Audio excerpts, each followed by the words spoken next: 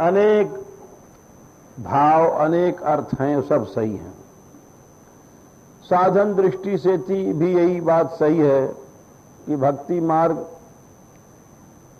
से जो वस्तु प्राप्त होती है वो योग आदि मार्गों से नहीं प्राप्त होती है। और जिन सिद्धियों के लिए योगी लोग तरसा करते हैं, भक्त लोग उसको थूक देते हैं और उनको तृण सम सिद्धि तीन गुण त्यागी, यहां तक कि सिद्धि विद्धि क्या हो, समस्त गुणों को ही छोड़ देते हैं।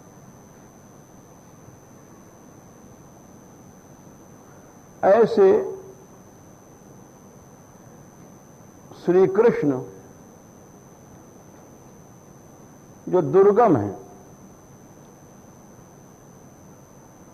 वो भी श्री राधिका की अंचल से धन्य होते हैं। और ब्रज में यही एक गौरव की बात है कि श्री कृष्ण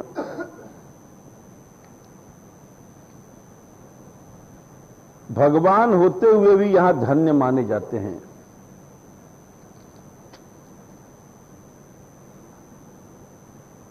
ब्रजवासियों की गारी से, ब्रजवासियों के फटकार से धन्य माने जाते हैं।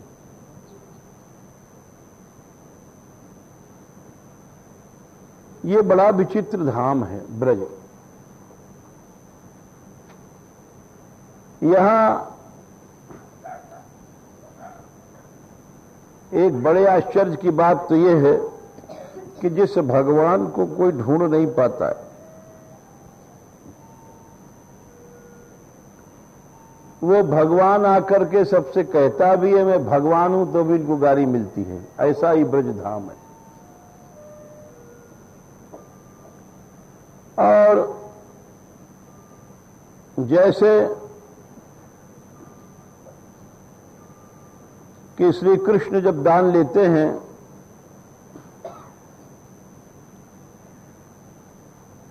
तो वो गोपीजनों से कहते हैं हमको दान दो, देखो हम कितने प्रतापी, हमने गिरिराज धारण किया।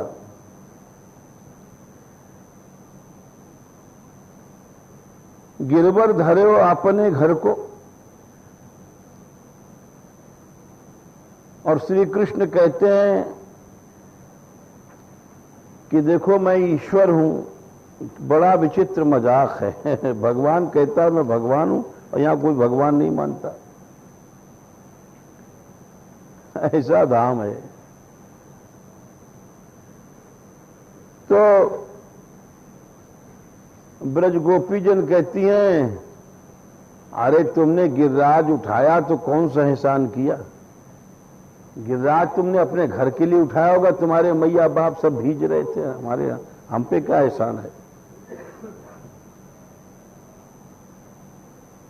गिरवर धरे हो अपने घर को, ताही के बल तुम दान लेते हो, रोकी रहत हो हमको। गिरिराज उठाया तो उसीलिए उसका दान लेते हमसे। गोपीजन कहती हैं अरे अपने ही मुख बड़े कहावत, हमहू जानत तुमको। बोले बताओ, सब हंस रही हैं। ये देखो अपनी आप अपनी तारीफ करे, यूं कहे हमने गिरिराज उठाया है। अब कैसी भगवान की छीछा लेदर हो रही है।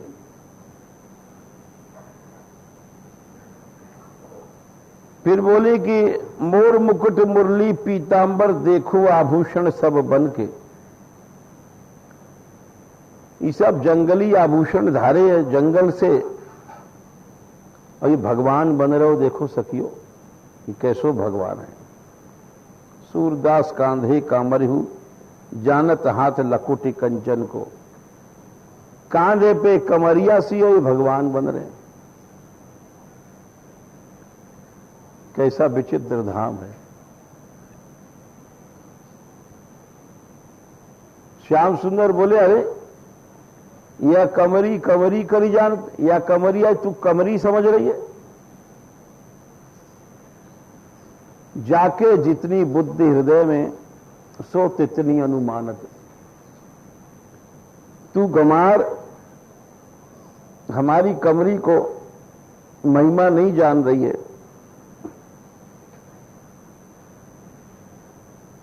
या कमरी के एक रोम पर 12 चीर नील पाटंबर, ये हमारी कारी कमरिया, या के एक एक रोम पर करोड़ों करोड़ों सुंदर वस्त्र फेंक दिए जाएं, सो कमरी तुम निंदति गोपी, जो 3 लोक आडंबर। या कमरी में 3 लोग हम ढक दें, या कारी कामर की तू बुराई कर रही है। और कमरी के बल असुर संहारे, कमरी हित सत भोग, जाति पात कमरी सब मेरी, सूर सबही यह योग। श्री कृष्ण कहते हैं कि कमरी की बुराई क्यों करती है, तो हमारी योग योग माया शक्ति है। भगवान के सब आभूषण पार्षद जितने हुए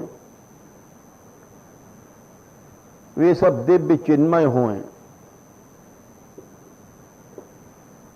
तो श्री कृष्ण अपने कारी कमरी की महिमा बता रहे हैं। और देखो गोपीजन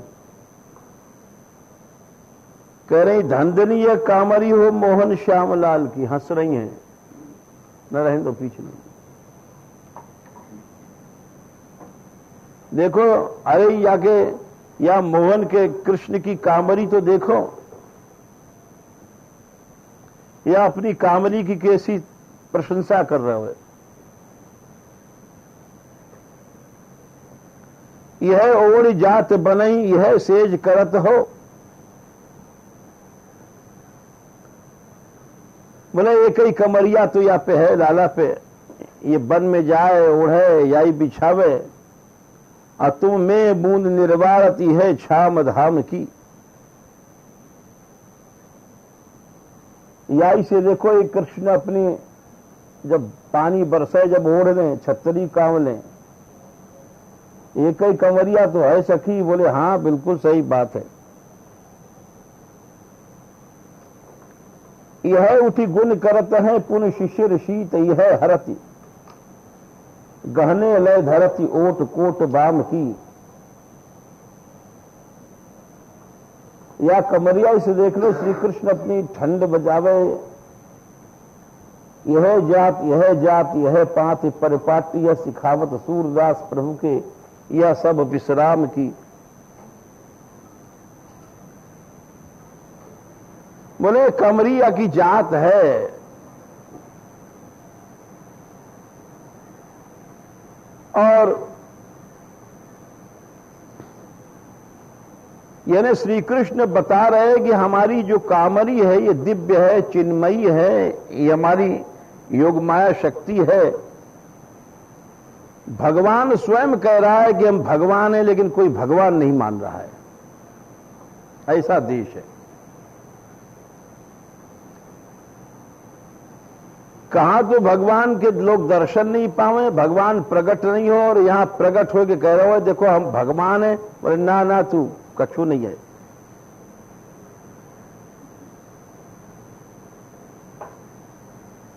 और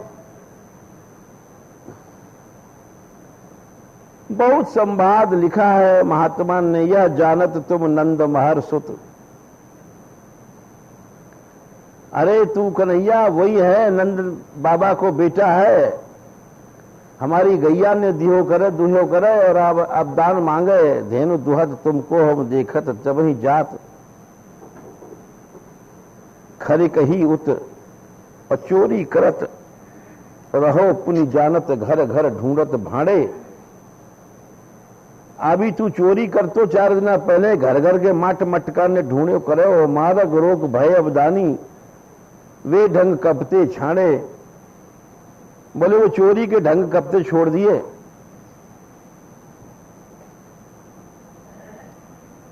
सब हंस रही हैं कि देखो ये कैसो भगवान है। और सुनो जशुमति बांधे तब हम कियो सहाई, सूरदास प्रभु यह जानत हम तुम सब ब्रजरत हत कनाई। कि जब यशोदा ने बांधे हैं रस्सी से, जब हमने तुम्हारी सहायता करी, मैया जब डंडा लेके दौड़ी ही, सांटी लेकर के हमने तुम्हारी सहायता करी,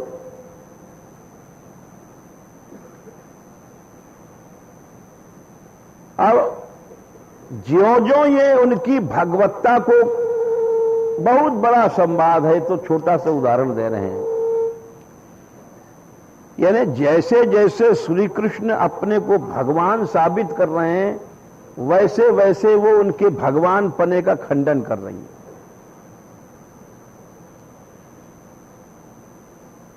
और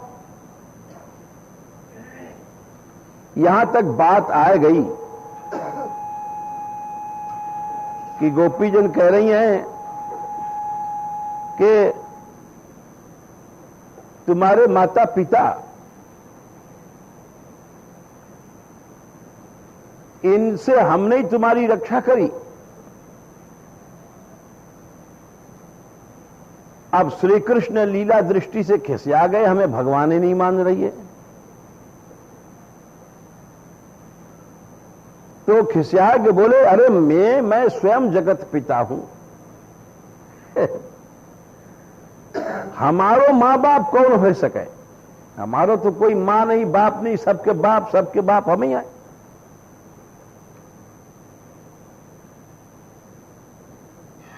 परंतु और जगह तो इनकी सब जगह चल गई बात। जैसे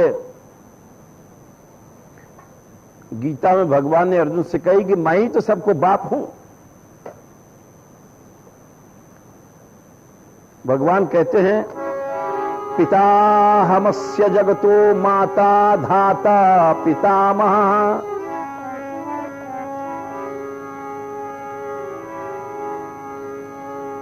अर्जुन मैं ही तो सारे संसार का पिता हूं, पितामह हूं, माता हूं, धाता हूं, सब मैं ही तो हूं। पिताहमस्य जगतो माता धाता पितामह वेद्यम पवित्रम ओंकार ऋक्साम यजुरेव च। सब कुछ मैं ही हूं। संसार में लोग समझें कि ये मेरी मां है, ये मेरा बाप है, ये मेरा बाबा है। बोले नहीं नहीं, सब कुछ मैं हूं। बात सही है, बिल्कुल सही बात है। यही प्रहलाद ने कहा था कि लोग झूठ कहते हैं कि ये मेरी मां है, मेरा बाप है। अरे बोले मां बाप क्या रक्षा कर सकते हैं बच्चे की?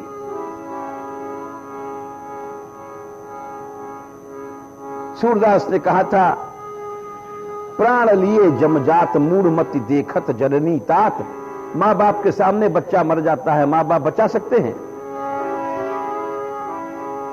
काहे के मां बाप?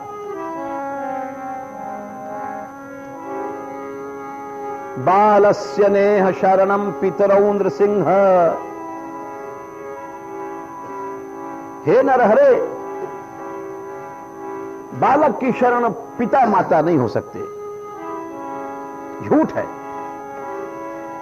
न कोई मां है न पिता है। बालस्य नेह शरणम पितरौ नृसिंह, एक 5 वर्ष का बच्चा कह रहा है। भक्ति एक ऐसी शक्ति होती है। बालस्य नेह शरणम पितरौ, पितरौ माने मां बाप भी शरण नहीं हो सकते। नार्तस्य चागदमुदन्वति मज्जतो नौः। प्रहलाद कहते हैं कि बीमार के लिए औषधि भी शरण नहीं, झूठ बात है। कालकूट जहर पिलाया गया प्रहलाद को, लेकिन औषधि की चिंता नहीं किया। सोचा भी नहीं हमको जहर पिला दिया गया है। रक्षा की भी नहीं सोचा, कहा भी नहीं। इसको भक्ति कहते हैं।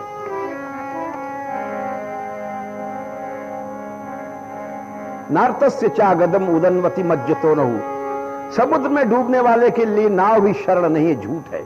ऐसी विचित्र निष्ठा तो भगवान क्यों न प्रकट होंगे।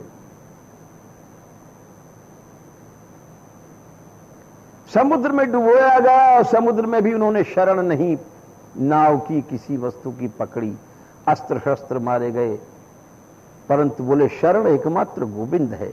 ये सब झूठी दुनिया की शरण की बातें हैं। लोग कुटुंब कुंबार संसार धन संपत्ति, हम लोग इसी की शरण लेते हैं, इसीलिए प्रभु से दूर पड़े हुए हैं।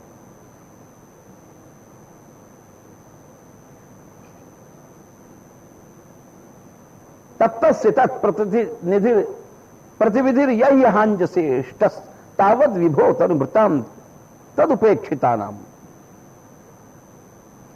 तदुपेक्षिता नाम, जो आपसे उपेक्षित लोग हैं वही इनकी शरण लेते हैं। जैसे हम लोग पैसा का आश्रय लेते हैं तो धिक्कार है हमारे साधुपन को, भगवान का आश्रय छूट गया। जो गुरु करे शिष्य की आस, श्याम भजनते भया उदास, बिहारी देव जी लिखते हैं। वो गुरु भी भगवान से विमुख हो गया जो शिष्य का आश्रय ग्रहण करता है। किसी वस्तु का आश्रय करना भगवान से अलग हो जाना है।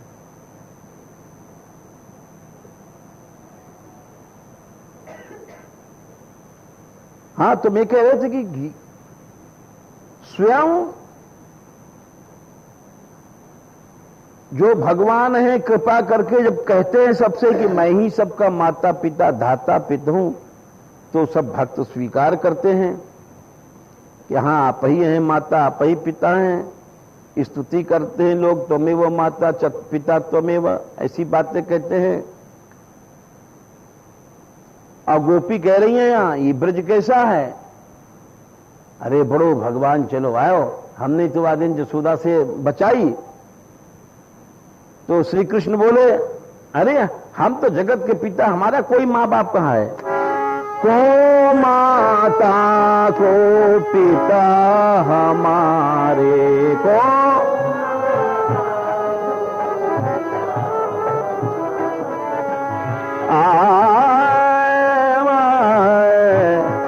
को माता को पिता हमारे।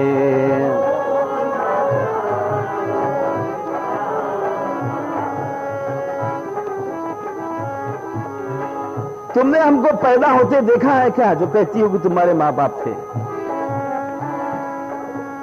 बहुत जोर की बहस कर रहे हैं कृष्ण कि हमको भगवान मान ले, लेकिन कोई भगवान नहीं मान रहा है। कब जनमत हमको तुम देखो,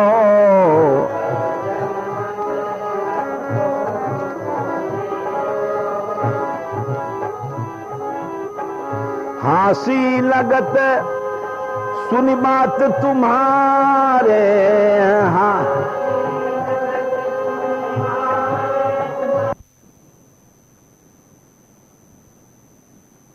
बात सुन सुन के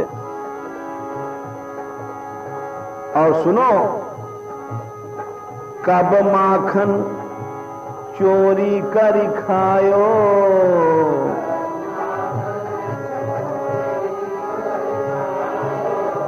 कब बांधे महतारी।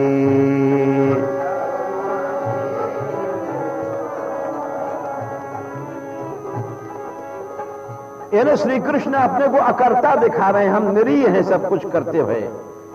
सिद्धांत भी यही है, लेकिन और बोले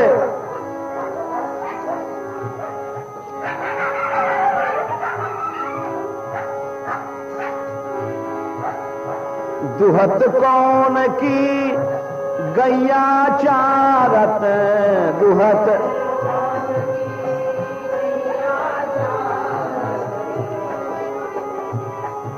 गोपियों तुम हमसे यूं कहती हो कि हम तो गैया दुहायो करें तो पे तू हमारो चाकर है, और गाय घेरावे तो पे बड़ो भगवान बन गो। तो कृष्ण बोले दुहत कौन की गैया चारत,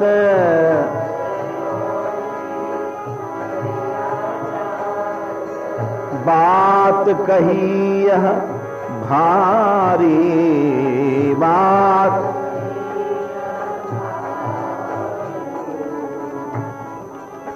एक गोपी बोली अरे तू नंद को छू रहा है, भगवान बन गो। श्याम सुंदर बोले तुम जानत मोहे नंद डुठोना,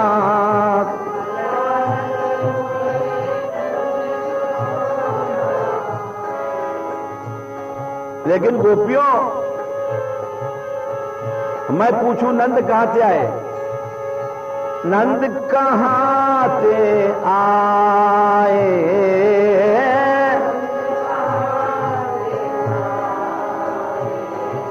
सबको मैं ही आदि करता हूं, मैं पूर्ण अविगति अविनाशी, मैं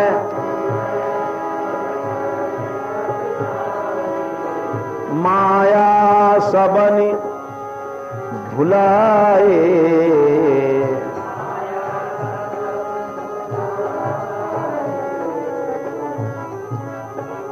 ये मेरी माया है। सही बात यही है, ऐश्वर्य दृष्टि से सब श्री कृष्ण की सत्ता में सबकी सत्ता है, लेकिन गोपी ऐश्वर्य को नहीं मान रही है, सुन के हंस गई। यह सुन ग्वाल सब मुस्कानी,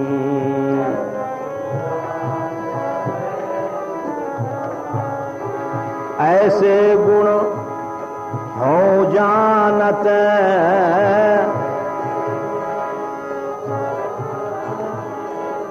बोले हम तो जाने तू कारो है, अपने मैया बापे ने नहीं मान रहे हो तो और कहां मानेगो? अवगुण देख रही है। भगवान वो करे हम सबके बाप हैं, बोले तू अपने बापे नहीं माने तो सबके बाप कहां थे? तुम्हें कछु गुण नहीं है।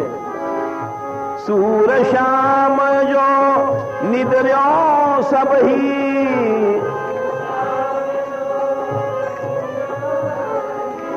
बोले अरे सबन की बुराई करी तो करी, लेकिन भले आदमी अपने मैया बापन को तो कम से कम मानतो।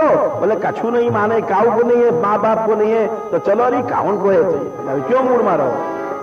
सूर श्याम जो निद्रो सब ही,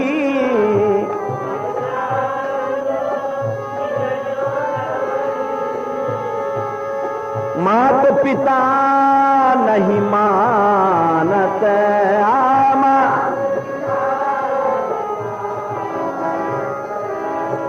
को माता को पिता हमारे।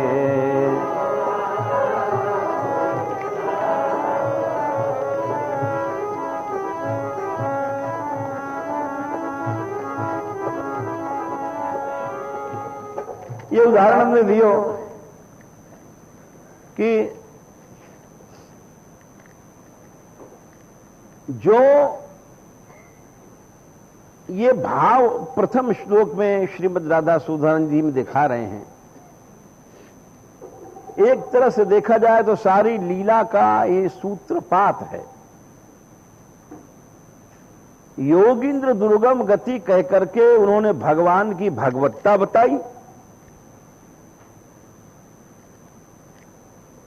और राधिका रानी के अंचल की हवा से धन्य माने जाने पर रस की महत्ता भगवान से बढ़ करके बताई। ये दो चीजें हैं इसमें। वस्तु निर्देशात्मक जो मंगल है वाके दो पहलू हुए, जैसे एक सिक्का के दो पहलू हुए। एक तो ये कि जो भगवान है वो अन्य किसी साधन से भी ग्राह्य नहीं है, एकमात्र भक्ति से ग्राह्य है। दूसरा जो रस विषय है वो भक्ति से भी आगे की बात है। वो तो रस तो एकमात्र श्री वृषभानंदिनी राधा रानी कृपा करें तब आवे। ये दो बात यहां वस्तु निर्देशात्मक मंगल के भीतर मुख्य रूप से, जिसको अंग्रेजी में कहें दो फैक्टर, इनके लक्ष्य दो हैं यहां। और देखो भगवान, पहली बात तो योगींद्र दुर्गम गति से मतलब एकमात्र भक्ति से प्राप्य है, या कि ध्वनि ये निकले। और दूसरी बात जो बता रहे हैं कि जो भक्ति से भी वस्तु सुलभ नहीं है, एकमात्र श्री राधिका रानी की कृपा से सुलभ है। ये दो बात है इनका लक्ष्य। वस्तु निर्देश के भीतर दो चीज बता रहे हैं। श्री कृष्ण को भी रस की प्राप्ति प्रिया जी के अंचल से भई, यानी मूल में श्री राधिका कृपा। ये वस्तु निर्देशात्मक के भीतर दो बातें बता रहे हैं। एक तो भगवान भक्ति ग्राह्य है, परंतु भक्ति ग्राह्य भी ये रस नहीं है, ये तो एकमात्र श्री राधा कृपा से प्राप्त है, भगवान के भी बस की बात नहीं है। ये स्थिति ये बताना चाह रहे हैं। और इसीलिए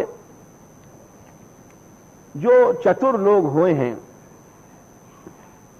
वे चतुर लोग से तात्पर्य है कि जो रसिक हैं, रस चाहें,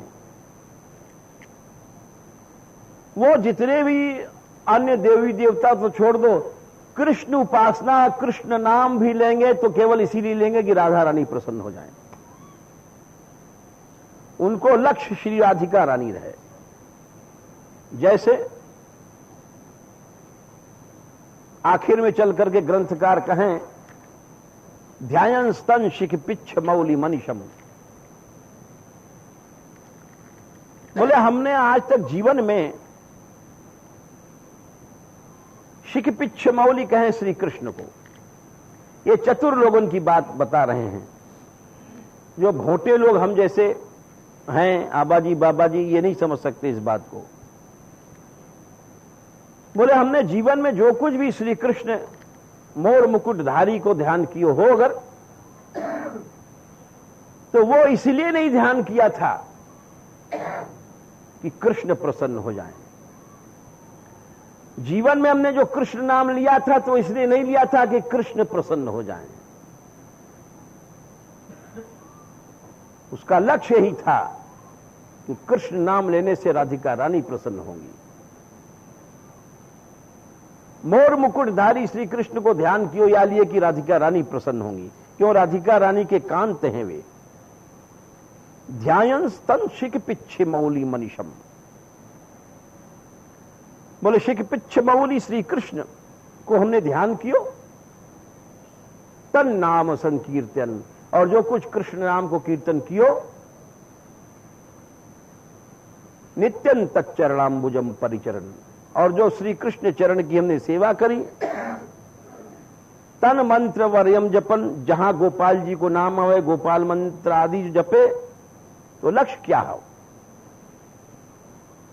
श्री राधा पददास्वमेव ध्यायन् स्तन शिख पिच्छ मौलि मनीषम तन्नाम संकीर्तन नित्यम तच्चरणाम्बुजम परिचरण तन मंत्र वर्यम जपन श्री राधा पददासमेव परमाभीष्टम हृदय धारयन्।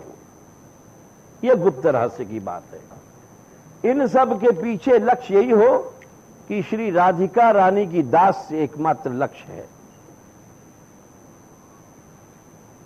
करिष्याम तदनुग्रहेण परमोद्भूतानुरागोत्सव।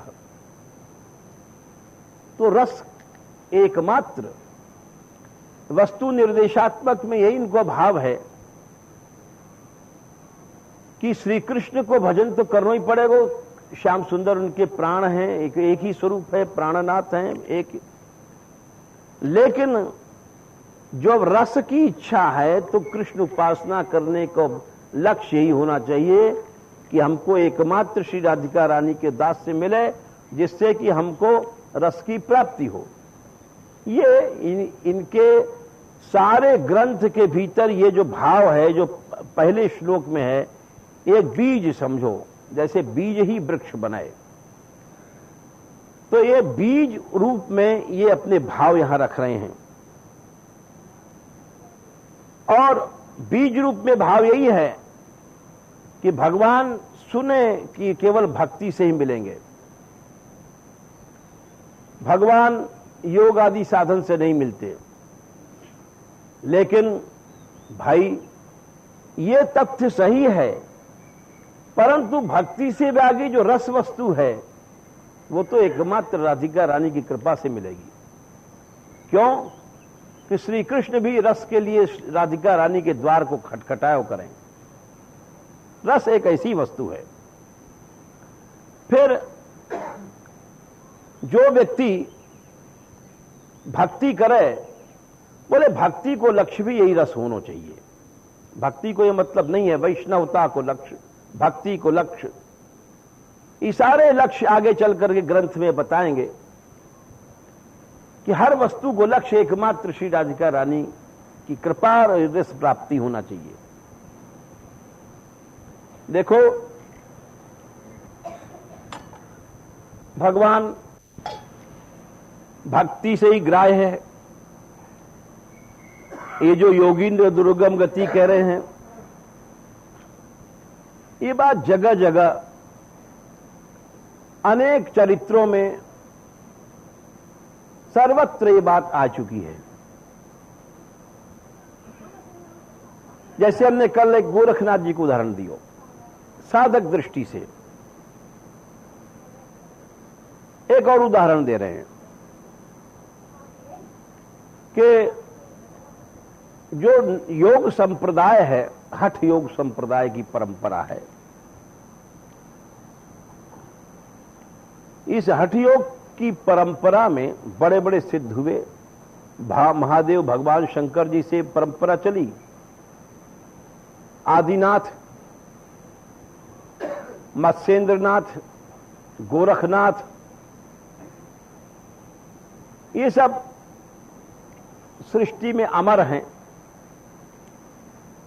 और वो बहुत बड़े योगी माने जाए हैं और अब भी हैं। इन्होंने योग के साधन से शिव तत्व को प्राप्त किया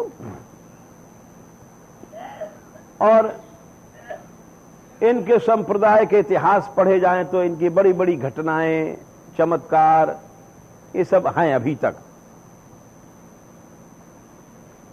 परंतु जब भक्ति को प्रश्न आया जाए तो जगह जगह ये बात भी घटना घटी है कि जैसे रैदास भक्त थे तो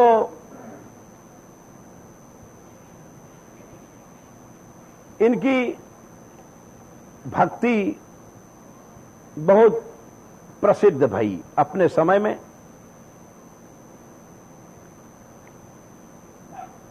और इनके सामने योगीराज गोरखनाथ की टक्कर भी भई है। और वहां ही घटना घटे है कि वहां वो समझ गए कि हां स्वयं की भक्ति ही पराशक्ति है। ये बात कृपा करके उन्होंने उनको देखा है। वो भी बड़े निष्प्रेयी भक्त थे। एक बात और है, देखो भक्त जो भी होगो, भक्ति माने ये नहीं कि हमने ऊपर से कुछ 2-4 मिनट कुछ कर लिया और भक्त बन गए। भक्त के भी लक्षण, भक्ति के भी रहस्य को समझना चाहिए। अन्य आश्रय कैसे हुए हैं, भगवान को आश्रय छोड़ करके हम कब दुनिया को आश्रय पकड़ें, कहां हमारी ममता है, कहां आसक्ति है। भक्ति वास्तव में वही मानी जाए। ये इतने बड़े भक्त थे कि इनको स्वयं श्री ठाकुर जी ने पारसमणि दिया। कथा बड़ी लंबी है, नहीं लिया। ठाकुर जी की मूर्ति से रोज 5 अशर्फी निकलते, उठा करके चिमटी से गंगा जी में फेंक देते। जबकि इनकी स्त्री भी थी, गृहस्थ भी थे। लोग कहते हैं इमाम साहब गृहस्थ हैं, गृहस्थ के लिए संग्रह करना जरूरी है। बोले नहीं नहीं, ये तुम्हारा कच्चापन है। यदि सच में चमत्कार देखना है, चाहे बाबा जी हो चाहे गृहस्थ हो,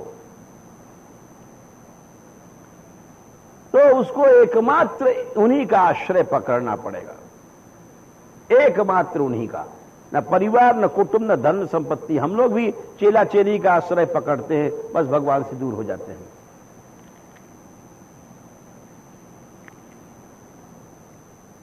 इनके पास भगवान आए, बहुत कुछ इन्होंने प्रलोभन दिया, आखिर में जब नहीं लिया तो इनकी प्रसिद्धि सुनकर के गोरखनाथ जी स्वयं गए।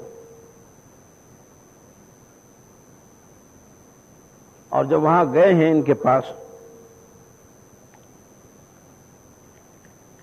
तो ये जूता गांठ रहे।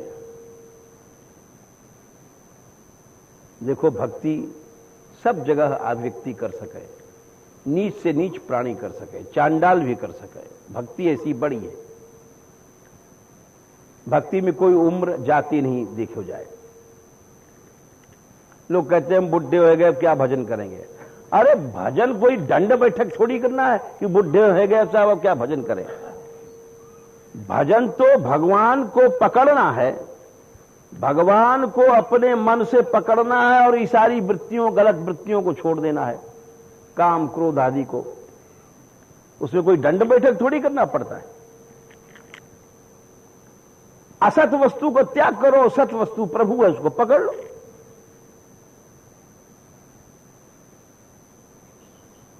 तो ये गए तो वहां खड़े रहे। रैदास जी समझ गए।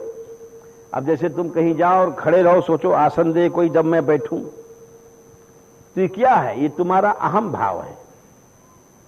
झट समझ जाओ कि हाँ ये मैं का भूखा है। अरे गए हो प्रभु के यहां, दास बन करके जाओ। दास को नौकर तो कहीं भी बैठ जाएगा। दास हैं, पंगत में जाते हैं तो ऐसे घूमेंगे जैसे स्वामी हम ही अन्नदाता हैं। हमारे यहां कितने लोग सेवा करते हैं और यात्रा में कितने कितने लोग सेवा करते हैं, लेकिन वो सेवा नहीं है। सेवा तो शायद कोई करता होगा एक आध, क्योंकि हर आदमी स्वामी बनता है, स्वामी बन करके वो हुक्म करता है। इस तरह से आसुरी भाव में डूबा रहता है। दास तो हमारी क्यों कि हजारों बातें हैं। जैसे हम सोचते हैं कि हमारी बात नहीं मानी गई, हमारी बात कट गई, ये सब क्या है? आसुरी भाव है। इसके माने कि दास भाव हमारे में नहीं है। दास भाव क्या है? क्रीडार्थम आत्मन इदम त्रिजगत कृतम ते स्वाम्यम तु तत्र कुधयो अपर ईश कुर्यु। विंध्यावली जी ने कहा था कि हमारा पति भक्त वक्त नहीं है, ये स्वामी बन गया था तीनों लोग का, अपने पति को फटकार रही। इसको कहते हैं दास भाव। तो हर आदमी स्वामी बनता है, दास नहीं बनता है। ये एक रहस्य की बात है। विंध्यावली ने यहां तक कहा था, कर्तु प्रभोस्तव किमश्चित आवहंती त्यक्त हृदयस्त्वदवरोपित कर्तृवादा। अरे दास कौन है? घुमा करके अपने पति के ऊपर कहती हैं। ये बेशरम लोग हैं जो मालिक बनते हैं। संसार को बनाने वाले तुम, पालन करने वाले तुम, नष्ट करने वाले तुम। ये निर्लज्ज हैं जो लोग सब दास भाव छोड़कर स्वामी बनते हैं। त्वदवरोपित कर्तृवादा, मैं कर रहा हूं, बोले बेशरम लोग हैं। ये भक्त वक्त कहां हो सकते हैं? देखा जाए तो सच में दास भाव जिस दिन आ जाएगा उसी दिन भगवान सामने आ जाते हैं। दास भाव किसी में नहीं है, क्योंकि हर आदमी मैं को लेकर के चलता है। दास बनना कठिन है। क्यों कठिन है? कि राजा बलि को उनकी स्त्री ने फटकार दिया। जिसने 3 लोग का दान किया था। ऐसा बड़ा दानी आज तक कोई नहीं हुआ। लोग कहते हैं बलिदान, और उस बलिदान राजा बलि को उनकी स्त्री ने फटकार दिया कि दान देने वाला है कौन, सारी वस्तु तुम्हारी है। जो कहता है कि मैंने दान दिया वो बेशरम है, निर्लज्ज है। इस तरह से अपने पति को फटकार दिया। इसको कहते हैं भक्ति। तो दास कहां कौन बनता है? दास तो बनना चाहता ही नहीं है। हर आदमी हम देखते हैं छोटी छोटी कामों में मालिक बनना चाहता है। बस समझ लो ये असुर तो बैठा हुआ है हमारे भीतर। असुर तो हमारे भीतर बैठा है। तुम दास कहां से बन जाओगे? तुम दास नहीं बन सकते हो, असुर बन सकते हो। नाम रहेगा, साइन बोर्ड रहेगा दास का, हम दास हैं। लेकिन हम चाहते हुए जो हम हो चाहे वो हो, जो हम कहें वो किया जाए, हमारा लोग आज्ञा पालन करें, हमारी इच्छा का पालन करें। यही हिरण्यकश्यप करता था, यही रावण कहता था। हर आदमी के भीतर यही, चोला के भीतर यही शक्ल छिपी रहती है। दास बनने के भीतर ये मालकियत की बू रहती है। उस भक्ति के चोंगा के भीतर ये आसुरी भाव छिपा रहता है। इसलिए दास कौन बनता है? दास बनना कठिन है। दास बने रैदास जी। हम ये बात सुना रहे कि जब वो गोरखनाथ पहुंचते हैं तो खड़े हो गए सामने, इस आशा में कि हमको आसन देंगे। अरे तुम गए दास के पास, तो उन्होंने समझ लिया, उनको आसन दे दिया। अब गोरखनाथ जी बोले चरणामृत दीजिए, लेकिन उस कहने में बू थी मैं पने की। जैसे कोई आदमी पैसा वाला 500 रुपए नोट करे, पुजारी जी चरणामृत देना, यानी 500 रुपए देख लिखा, 500 रुपए की बू बोल रही है। पुजारी हाँ चरणामृत, यानी 500 रुपया बोल रहा है।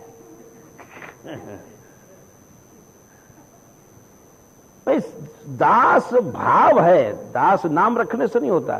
तो कबीरदास जी ने देख लिया कि गोरखनाथ जी चरणामृत लाइए। अरे तो वो कठौती में जो चमड़ा घोरा जाता है ना, तो पानी लाल लाल हो जाता है। तो कठौती का जल उन्होंने उठा करके एक गड़ुआ।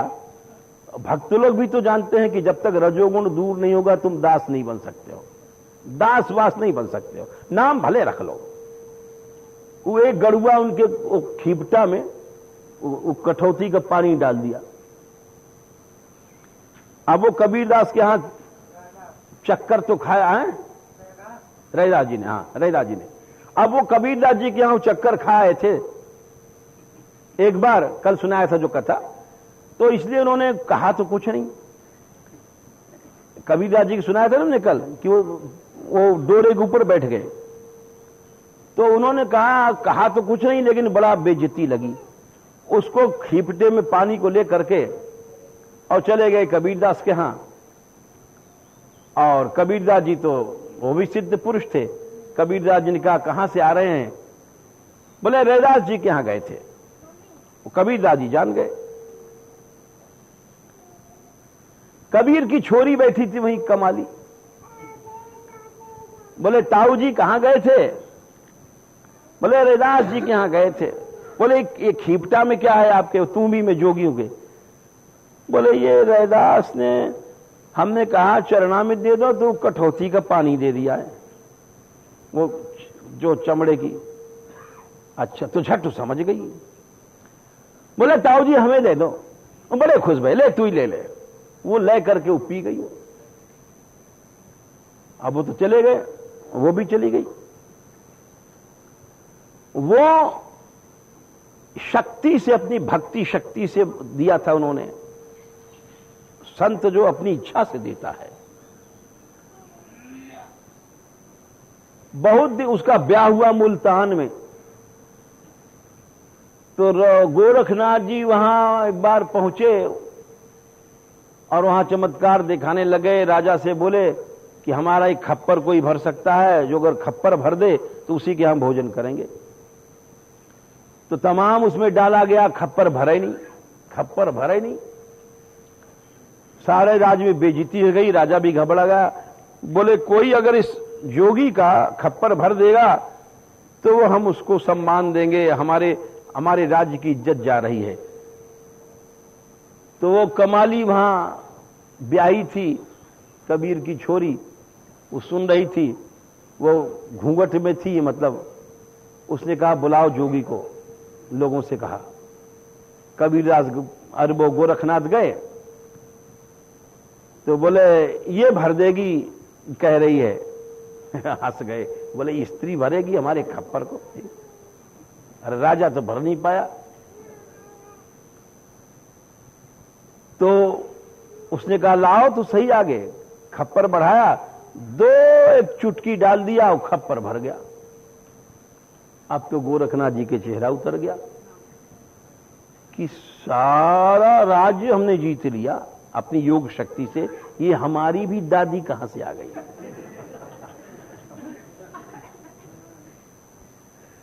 हमारी दादी कहां से आ गई? तो अब वो बोले कि अब बोले तो क्या बोले, क्यों कोई साधु हो तो बोले, कोई साधु नहीं है, कोई महात्मा नहीं है, एक स्त्री है पर्दे में बैठी हुई है। साधु तो साधन भी करता है, पूज्य होता है। अब आखिर में कहना पड़ा बेटी तू कौन है? वो बोले कि ताऊ जी। अब बोले ताऊ जी ये कहां से आए? हमारी भतीजी निकली। बोले तू कौन है? ताऊ कह रही है। बोले आप पहचाने नहीं, मैं कबीर की बेटी कमाली हूं। अच्छा, तो बेटी सिद्धि तेरे को कहां से प्राप्त भई? बोले ये उसी कठौती का जल की प्रताप है जो आपने नहीं पिया था और मैंने पी लिया था। अच्छा, हमारे हजारों वर्ष की साधना से भी ज्यादा तू कठौती का पानी पी करके सिद्ध बन गई? बोले जो भी समझिए आप। झट वहां से आकाश मार्ग से उड़े। समझ गए कि भक्ति जो है उसकी शक्ति सबसे अलग है। योग ज्ञानवान कुछ नहीं है। अब उनको ज्ञान हुआ और वहां आकर के गांठ रहे कठौती में मुंह लगा के पीने लग गए।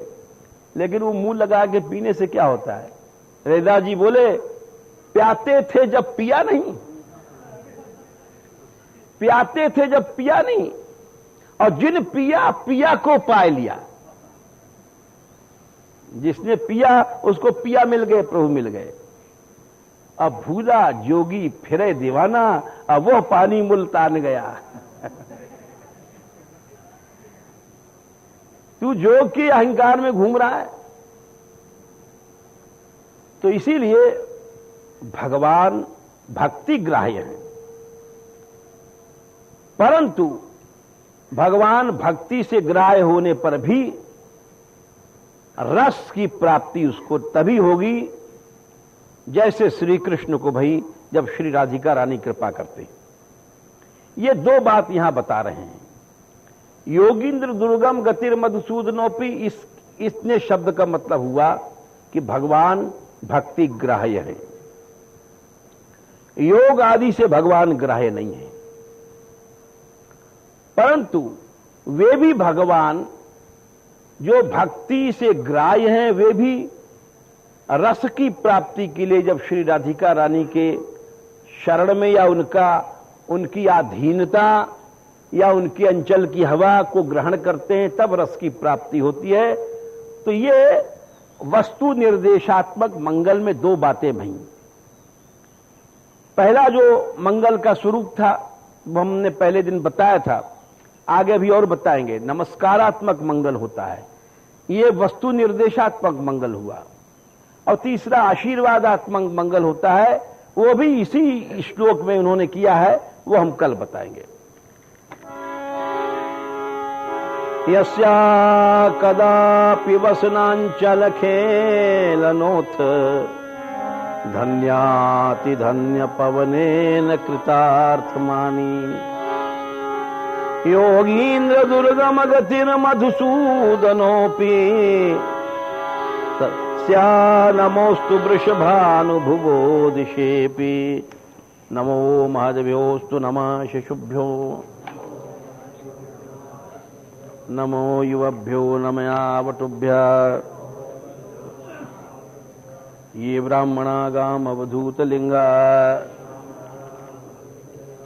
शरन्ति तेभ्यः शिवमस्तु राज्ञाम्। हरे मुकुंदा राधे गोविंदा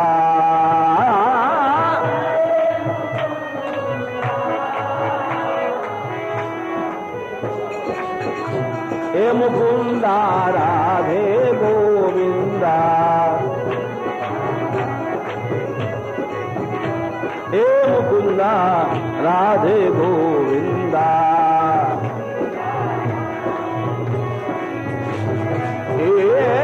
हरे मुकुंदा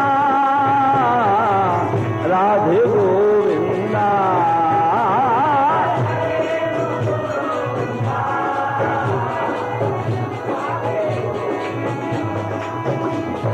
हरे मुकुंदा राधे गोविंदा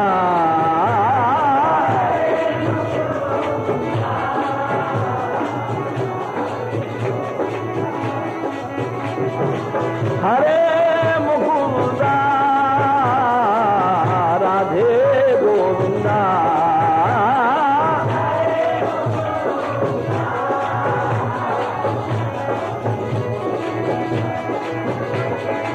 राधे गोविंदा जय जय राधे गोविंदा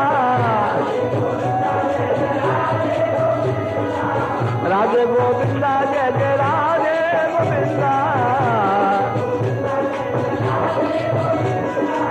राधे गोविंदा जय जय